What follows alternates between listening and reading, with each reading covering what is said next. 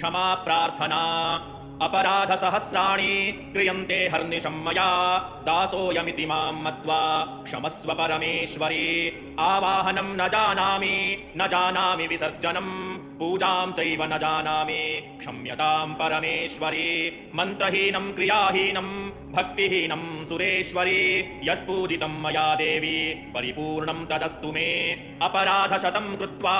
जगदम्बेति चोच्चरेत् यां गतिं समवाप्नोति न तां ब्रह्मादयः सुराः सापराधोऽस्मि शरणं प्राप्तस्त्वां जगदम्बिके इदानीमनुकम्प्योऽहं यथेच्छसि तथा कुरु अज्ञानाद्विस्मृतेर्भ्रान्त्या यन्यूनमधिकं कृतं तत्सर्वं क्षम्यतां देवी प्रसीद परमेश्वरी कामेश्वरि जगन्मातः सच्चिदानन्दविग्रहे गृहाणार्चामि मां प्रीत्या प्रसीद परमेश्वरी गुह्यातिगुह्यगोप्त्री त्वं गृहाणास्मत्कृतं जपं सिद्धिर्भवतु मे देवी त्वत्प्रसादात् सुरेश्वरी श्रीदुर्गार्पणमस्तु।